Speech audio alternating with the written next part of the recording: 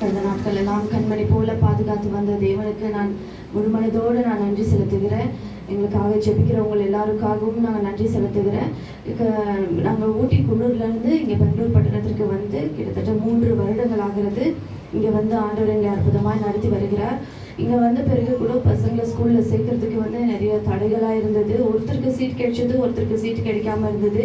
அப்புறம் வந்து நாங்கள் அதுக்காக நிறைய முயற்சிகள் எடுத்து சீனியர் ஆஃபீஸருங்களெல்லாம் பார்த்து, கர்னலுங்களெல்லாம் பார்த்து அங்கே ஆர்மி ஸ்கூலில் ஜாயின் பண்ணுறதுக்காக 2 பேரும் ஒரே ஸ்கூலில் படிக்கணும் அப்படின்ற எண்ணத்தோடு நான் சாட்சி சொல்லி நிறைய பேர் ஜெபிச்சிங்க கூட.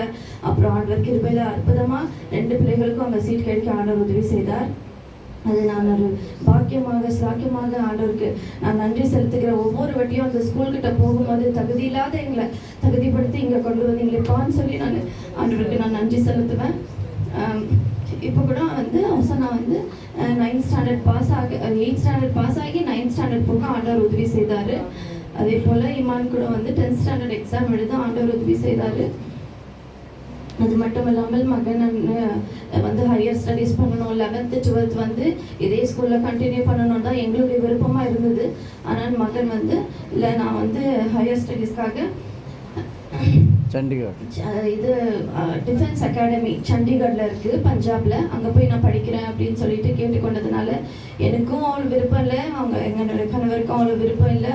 ஆனால் அங்கே போய் படிக்கிறது வந்து ஒரு நல்ல ஒரு காரியம்தான். அந்த ஒரு விஷயம் வந்து பெங்களூரில் அது ரொம்ப தூரமாக இருக்குது.